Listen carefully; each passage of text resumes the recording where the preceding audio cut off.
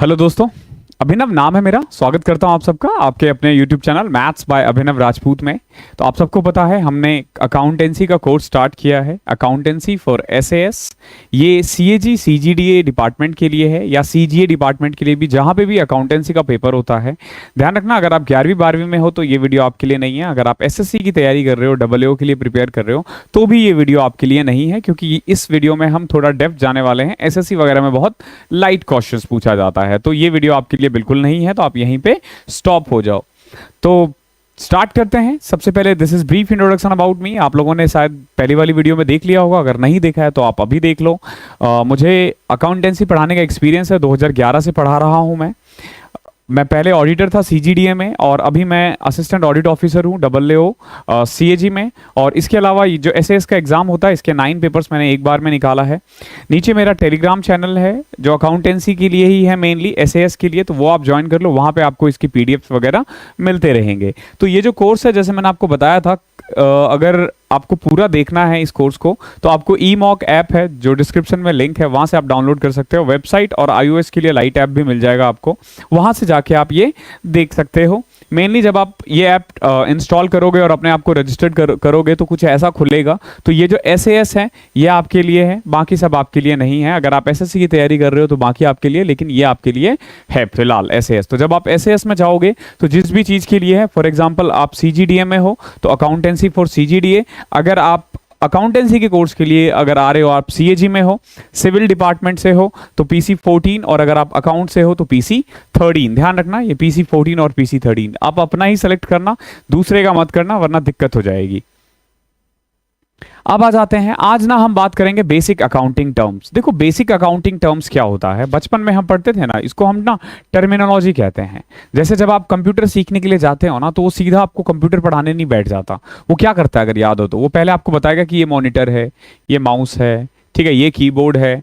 ऐसे ही जब हम अपने डिपार्टमेंट की बात करें, जैसे अगर मैं CGDA डिपार्टमेंट के बारे में बात करूं, तो वहां पे जैसे PCDA वेस्टर्न कमांड है, PCDA है, ठीक है, CDA है, ओके, अलग अलग जोन्स में बटे हुए हैं। जैसे अगर मैं ऑफिसेस का नाम लूँ तो पे अकाउंट ऑफिस है। पे अकाउंट ऑफिस में अगर आप जाओगे, क्योंकि मैंने उसी में काम किया है, तो आपको लेजर, M सेक्शन, पता नहीं क्या क्या, एडमिन वगैरह अलग अलग सेक्शन है। फिर उसमें जब जाओगे तो FSA है, ऐसे ऐसे टर्म्स है। तो उसमें आप अगर काम तभी कर पाओगे, LPC है, ये सब जो CGDA वाले जो यूज करते हैं मेनली।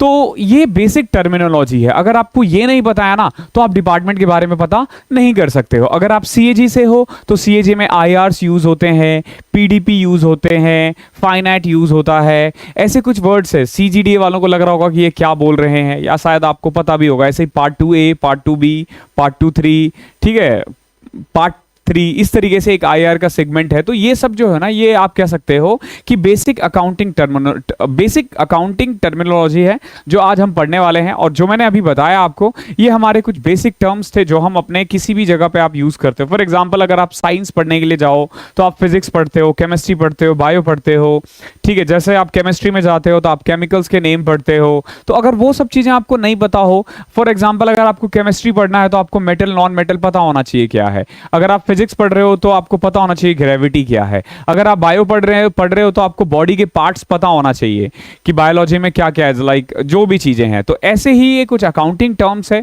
अगर आपको ये नहीं आता है तो आप आगे का कुछ भी पढ़ोगे तो समझ में नहीं आएगा। और मैं ये कह रहा हूं कि आज की वीडियो देखने के बाद ना, आपका ना अकाउंटेंसी का ना, ये समझ लो कि नॉलेज हो जाने वाला है कि क्या क्या है, कौन कौन से टर्म्स को हम क्या क्या कहते हैं। बहुत ईजी वे में मैं आपको समझाऊंगा, सब समझ जाओगे, दिस इज माई गारंटी। आपको एक एक चीज समझ में आ जाएगा। और कल मुझसे कुछ बच्चे पूछ रहे थे वीडियो में कि सर बुक लिस्ट क्या होगी। अगर मान लो आप मेरी वीडियोस ना देख के बुक परचेज करना चाहो तो देखो सिंपल है, आपको ना 11th क्लास की ना 11th क्लास की फाइनेंशियल अकाउंटिंग की बुक खरीदनी है, TS ग्रेवाल, जो इन्होंने रिकमेंड किया है। देन 12th क्लास का ना आपको रेशियो का एक अलग से बुक है, फाइनेंशियल स्टेटमेंट का, वो आपको खरीदना पड़ेगा।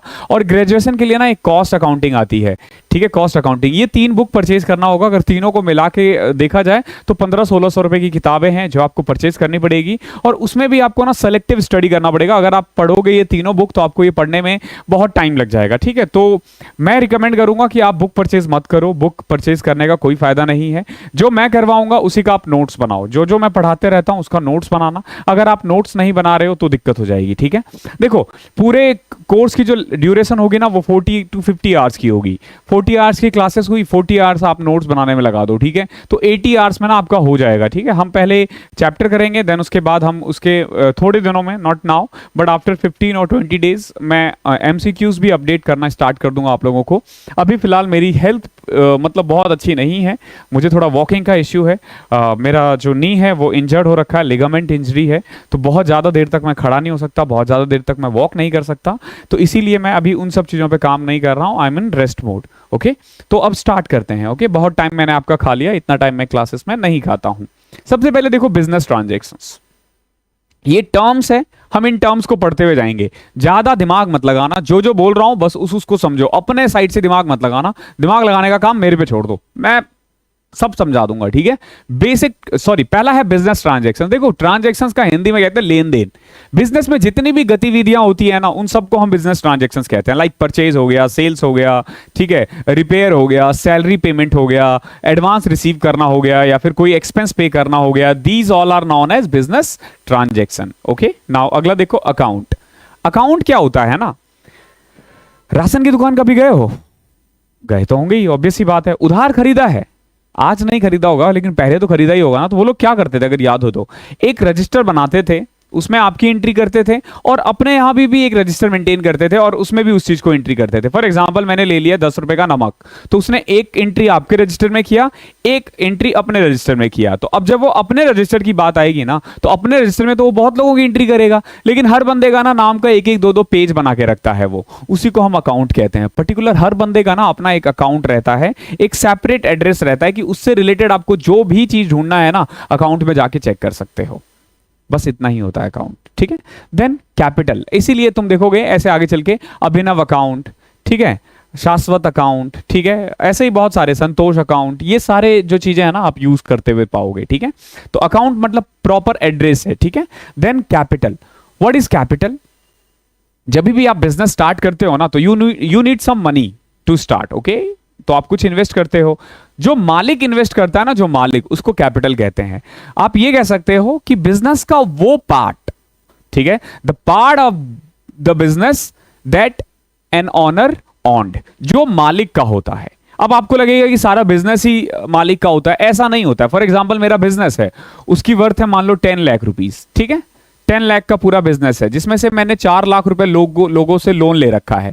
ओके, 4 लाख रुपए लोगों से मैंने ले रखा है। देखो बिजनेस की वैल्यू तो 10 लाख है, लेकिन 4 लाख तो किसी और का है ना, तो एक्चुअली में ऑनर का कैपिटल कितना है? 6 लाख रुपए, ठीक है। तो बेसिकली कैपिटल, आप इसमें यह समझना कि कैपिटल वो अमाउंट होता है जो बेसिकली उसके मालिक का होता है। जो बिजनेस स्टार्ट कर रहा है उसने जो भी पैसा लगाया है वो उसका कैपिटल है, या फिर बिजनेस जिससे स्टार्ट किया जाता है वो भी कैपिटल ही होता है। आई होप क्लियर हो। कैपिटल के बाद आ जाता है ड्राइंग्स। ड्राइंग्स ये चित्रकारी नहीं है जो हम लोग बचपन में बनाते थे।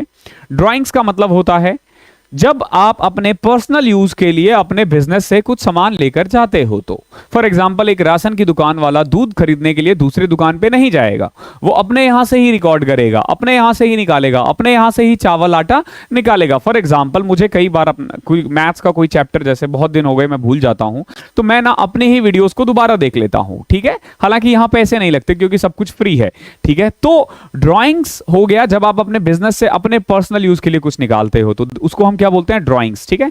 हिंदी में इसको बोलते हैं, भूल रहा हूं मैं, आप भी याद मत रखना।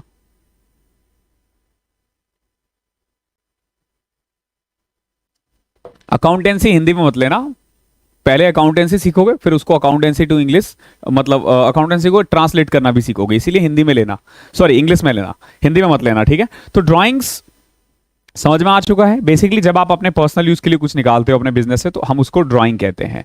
लायबिलिटी, ये बड़ा इंपॉर्टेंट है। देखो लायबिलिटी क्या होता है? बिजनेस का वो पार्ट, बिजनेस का वो पार्ट जो किसी दूसरे को देना होता है, वो बिजनेस का अपना नहीं होता है, ठीक है। वो क्या होता है? वो किसी और का होता है, बिजनेस किसी और को देगा, उसको हम लायबिलिटी कहते हैं।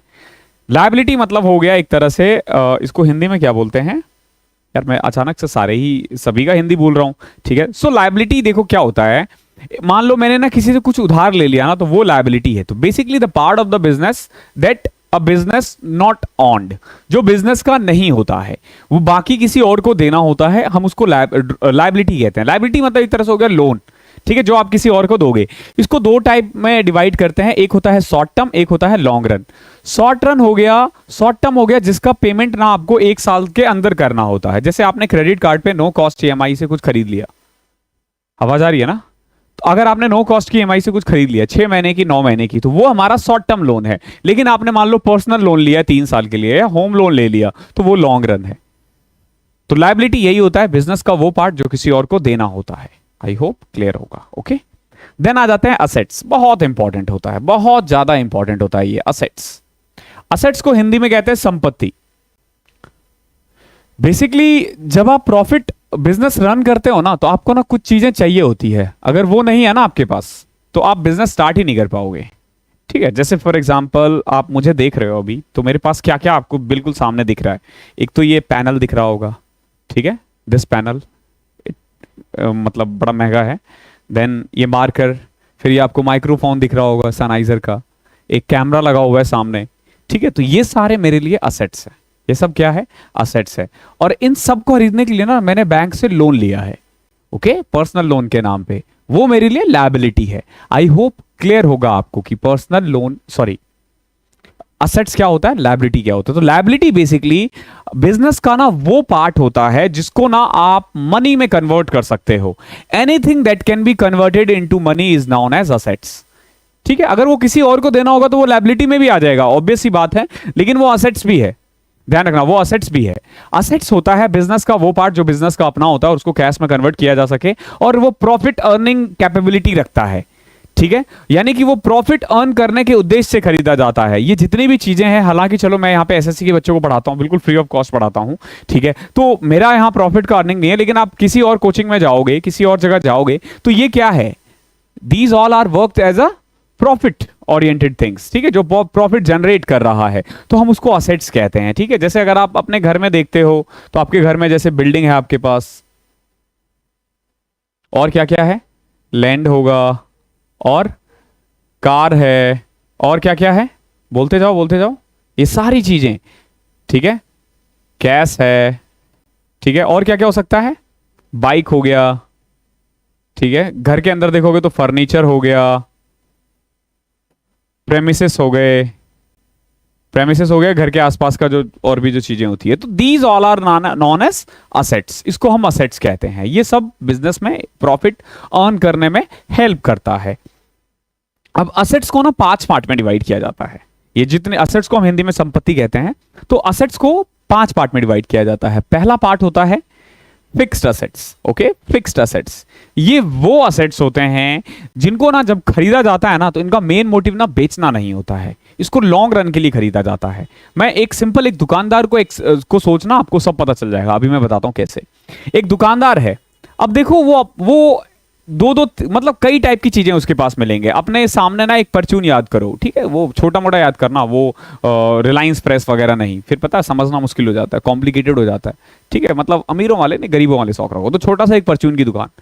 मैं क्या देख पा रहा हूं, एक फ्रिज, मैं तराजू देख पा रहा हूं, मैं रैक देख पा रहा हूं, रैक पे रखे हुए बहुत सारा सामान देख पा रहा हूं। मैं कहीं कोने में एक कट्टा है जिसके अंदर बहुत सारी वैरायटीज के चावल है अलग अलग, ऐसे ही आटे की भी वैरायटीज है, ऐसे दाल, चीनी, चना।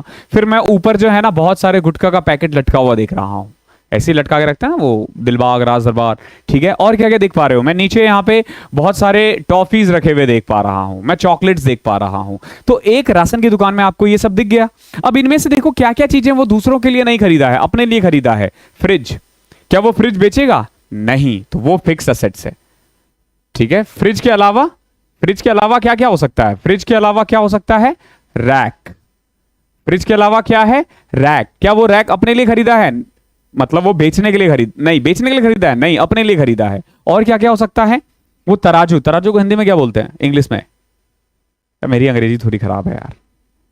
तराजू, ओके, वे मशीन बोल दो, ठीक है। सो तराजू। और क्या क्या चीजें हो सकती है, वो फर्नीचर, ठीक है, वो फर्नीचर कह लो जो उसने सामने रख रखा होगा, वो गल्ला वगैरह जो हो गया, ठीक है, ये सारे क्या है, these all are non as fix assets. इसकी एक खासियत होती है कि ये 12 महीने के बाद हाँ 12 महीने के बाद ही आप इसको कैश कर सकते हो। ठीक है, इसकी जो वैल्यू होती है ना वो लॉन्ग रन में आती है, शॉर्ट रन में नहीं होती। इसका बेनिफिट ऐसा नहीं है कि आपने खरीदा आपको तुरंत मिल जाएगा, बहुत लंबे समय तक मिलता रहेगा। फ्रिज है, मेरे घर में जो फ्रिज है वो तो पता नहीं 17-18 साल हो गए, वही वो होता ना एक खोलो दरवाजा हाथ में आ जाता है। ठीक है, तो ऐसे ही होता है। ठीक है, तो वो सारे हमारे फिक्स असेट्स है जो बहुत लंबे समय तक चलता रहता है। ठीक है, अभी थोड़े दिन में मैं उसको कपड़े वाला रैक भी बनाऊंगा, अक्सर हमारे यहाँ ऐसा ही होता है। Fix assets, I hope clear होगा क्या है। अगला होता है current assets. These are the assets जिसको खरीदा ही इसलिए जाता है ताकि बेच सके। इनको इसलिए खरीदा जाता है ताकि बेच सके। ध्यान रखना, इसको क्यों खरीदा जाता है, ताकि आप उसको दूसरों को बेच सको और उससे कमाया जा सको। या यूं कह लो कि ये वो असेट्स होते हैं जिनको ना जल्दी से जल्दी आप कैश में कन्वर्ट कर सको, जल्दी से जल्दी। तो सबसे बड़ा इसका एग्जांपल होता है ना करंट असेट्स का, वो होता है कैश। सबसे पहला एग्जांपल क्या होगा,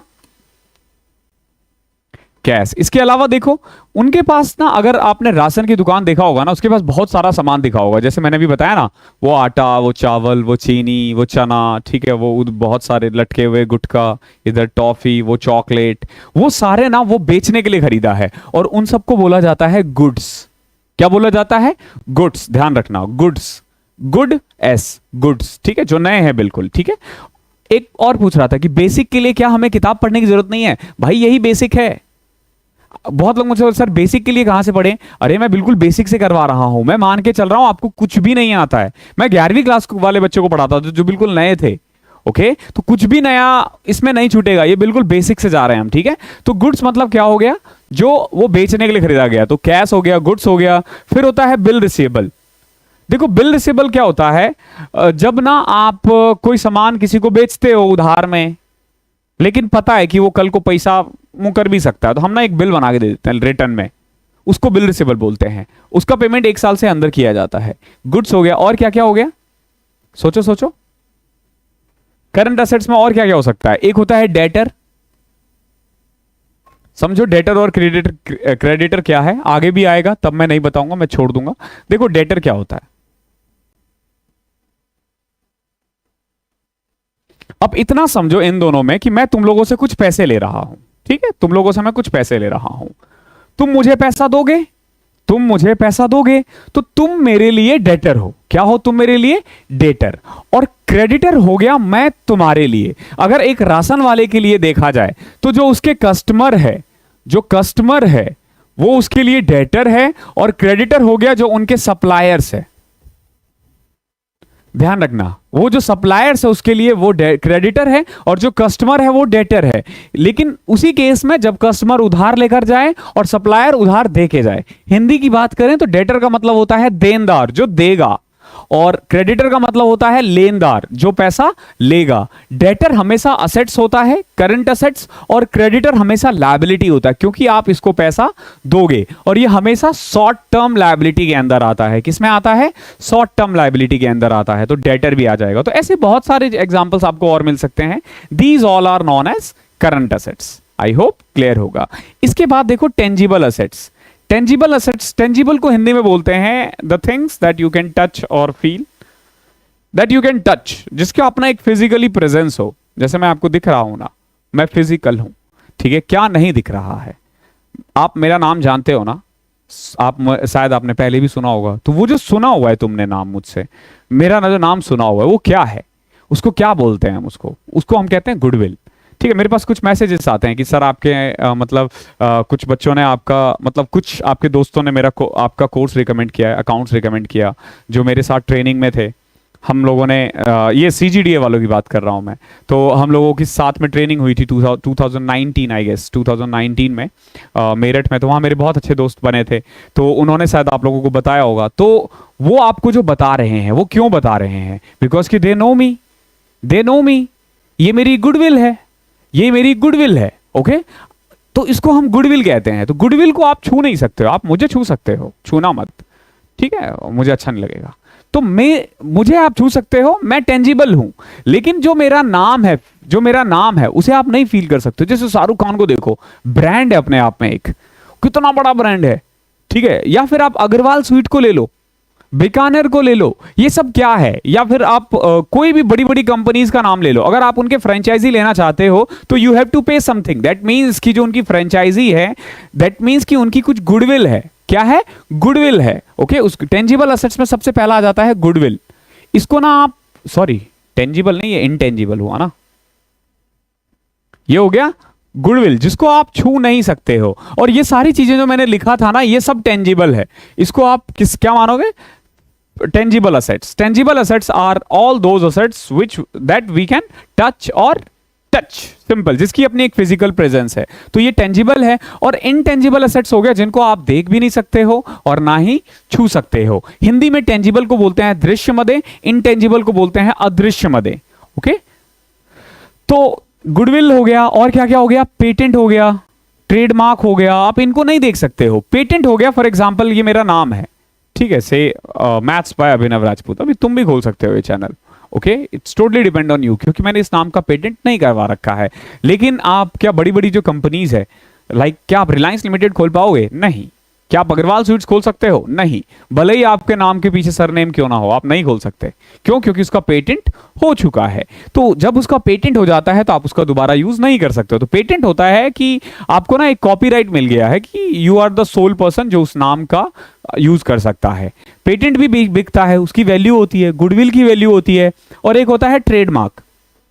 अब ट्रेडमार्क में ना, जैसे आप कोई भी वो ले लो, फॉर एग्जाम्पल किंगफिशर का वो रखा हुआ है, पानी का बॉटल, वो बियर नहीं है, कभी डाउट करो, मैं दिखा देता हूँ भाई लोग, कभी डाउट करो। देख रहे हो किंगफिशर, ठीक है, ये पानी का बॉटल, तो इस पे ना एक ये पंछी सी बनी हुई है, ठीक है, तो ये क्या है? ये इसका गुडविल है, ठीक है। जैसे सॉरी, ये ट्रेडमार्क है, फॉर एग्जांपल ये एप्पल है। ओके, तो ये जो कटा हुआ जो सेब है, ये क्या है? This one is trademark. इसको क्या बोलते हैं? ट्रेडमार्क है। वो प्यूमा पे एक भागता हुआ जो दिख रहा है ना, पहले मैंने उसको बाघ वाघ बोल दिया था, वो प्यूमा ही है। प्यूमा अपने आप में एक जानवर का नाम है, मुझे किसी ने कमेंट में बताया, ठीक है, तो वो प्यूमा है। तो वो क्या है? This is that all are trademark. ये क्या है? ये ट्रेडमार्क है। ये दिखता नहीं है, ये होता नहीं है एक्चुअली में, ये आपको छपा हुआ फोटो दिख रहा है, ये एक्चुअली में इसका कोई एग्जिस्टेंस नहीं है, ठीक है। ये नहीं कि ये वाला जो बाघ है ना, सॉरी ये वाला जो प्यूमा है ना, इसी के नाम पे प्यूमा पड़ा है, नहीं भैया, वो कलेक्टिव नाउन है, ठीक है, वो कलेक्टिव है, वो सबके लिए यूज होता है, तो उसका कोई अपना अस्तित्व नहीं है। तो गुडविल हो गया, पेटेंट हो गया, ट्रेडमार्क हो गया, these all are non as intangible assets. Clear है?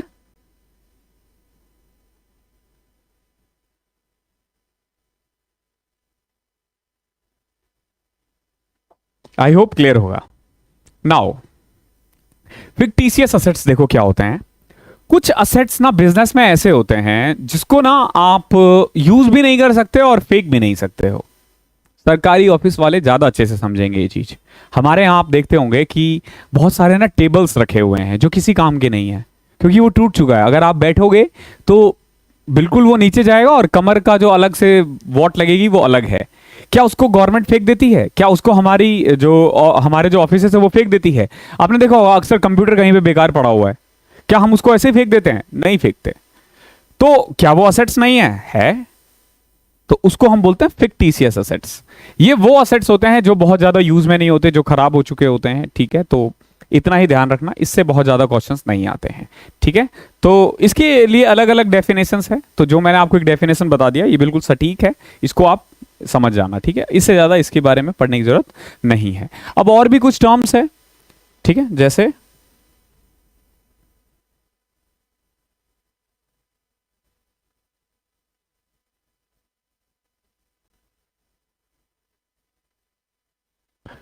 रिसिट्स क्या होता है?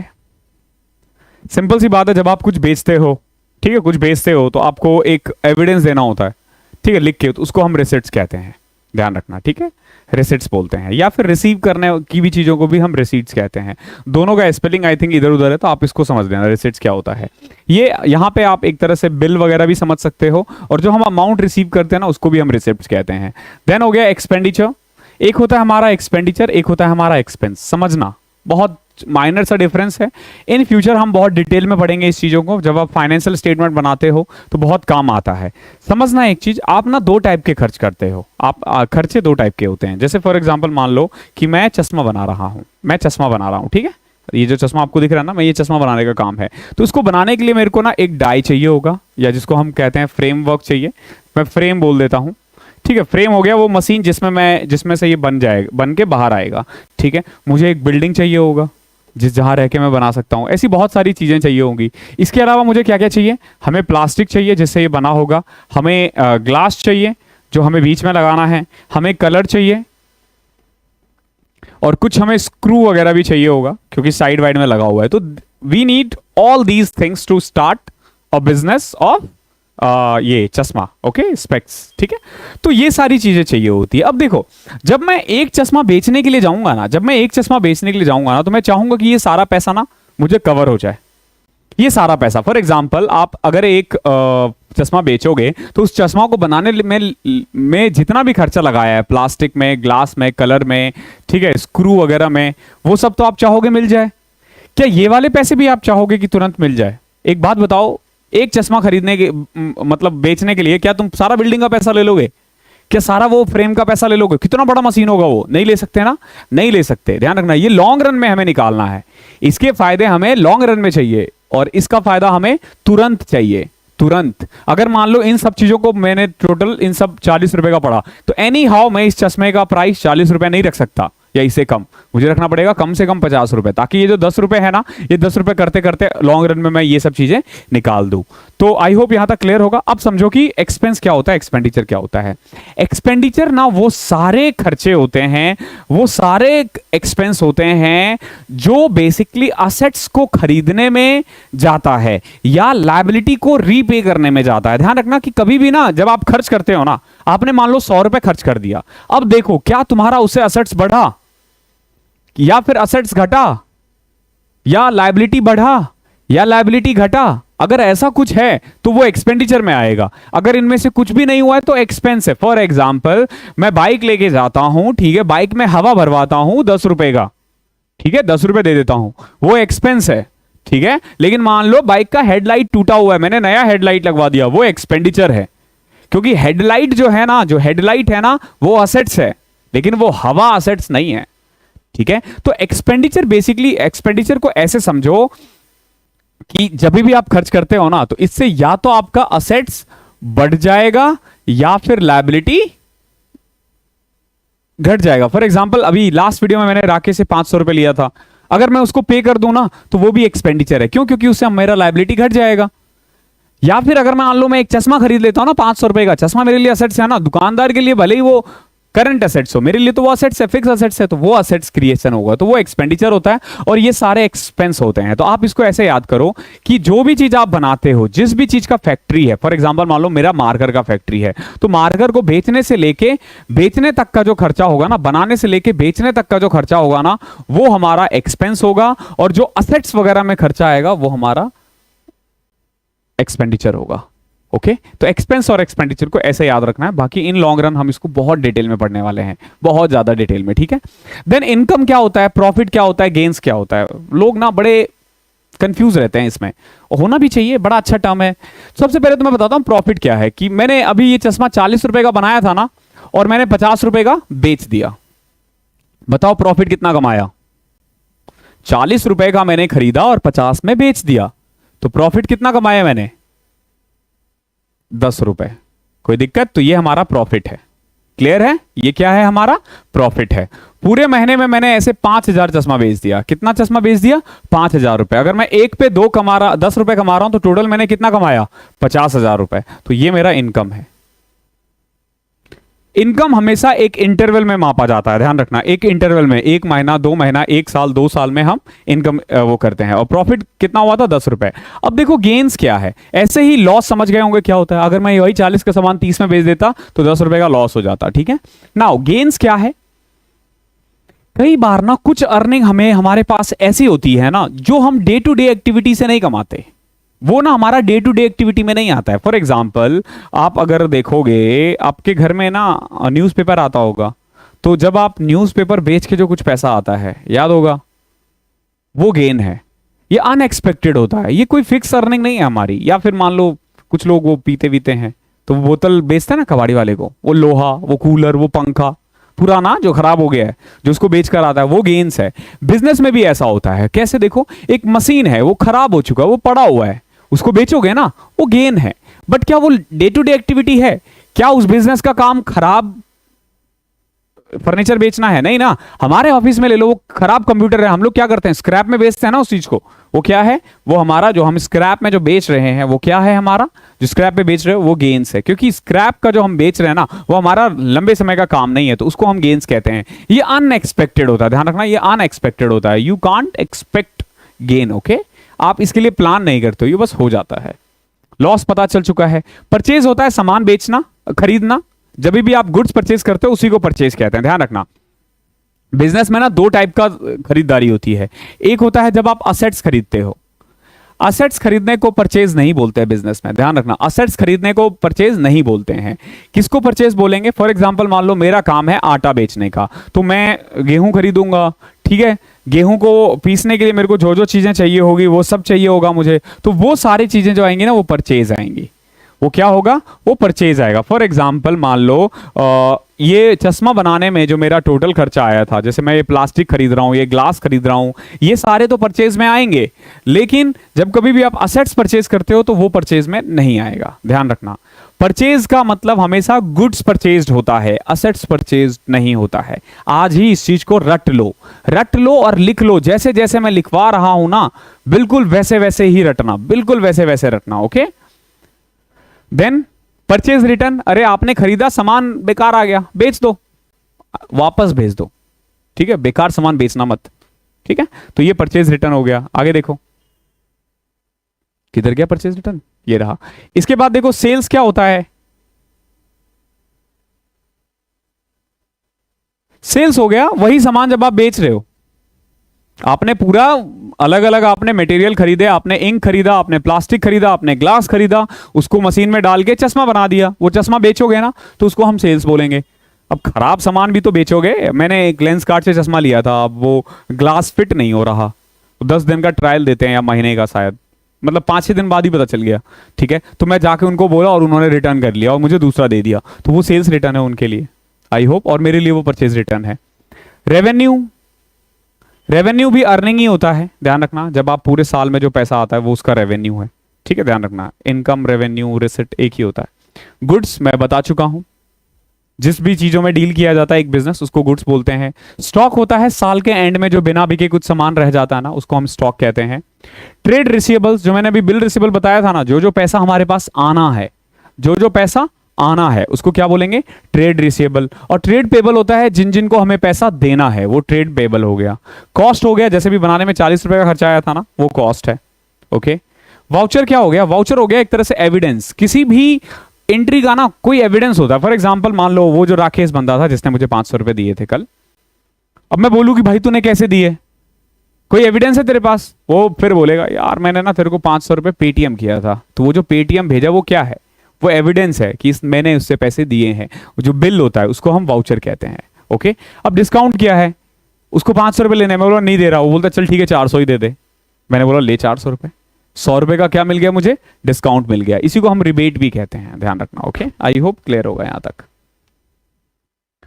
अब आ जाते हैं कुछ और टर्म्स, इसके बाद हमारा आज की क्लास ओवर हो जाएगी। बहुत छोटे छोटे टर्म्स है, पढ़ लेना। देखो बैड डेब्ट्स क्या है, राकेश ने मुझे 500 रुपए दिए थे, मैं नहीं दे रहा, बोला भाई दे दे, मैंने बोला है ही नहीं मेरे पास, बोलता भाई प्लीज दे दे, मैं बोला नहीं दे रहा, वो बोला ठीक है अब तेरे से बात नहीं करूंगा, मेरा पैसा खा गया तूने, वो बैड डेब्ट्स है। अब राकेश के लिए वो पैसा डूब चुका है, ठीक है, तो वो क्या है, बैड डेब्ट्स है, जो बिल्कुल पैसा जा चुका है, ठीक है। वो गया घर, फिर मुझे बुरा लग रहा है यार, उसको दे देना चाहिए था पैसे, ठीक है, मैं उसको फिर जाके 500 रुपए दे देता हूं, उसको बोलेंगे बैड डेब्ट्स रिकवर। ध्यान रखना, पहले जो चीज पैसा डूब चुका है, वो मान लिया है कि उसने पैसा डूब गया है, अब अगर वो रिकवर हो रहा है ना तो उसको बैड डेब्ट्स रिकवर कहते हैं। ये नहीं कि आपके दोस्त पैसे दे रहे हैं उसको बैड डेब्ट्स रिकवर कर देना, वो नॉर्मली दे देते हैं यार।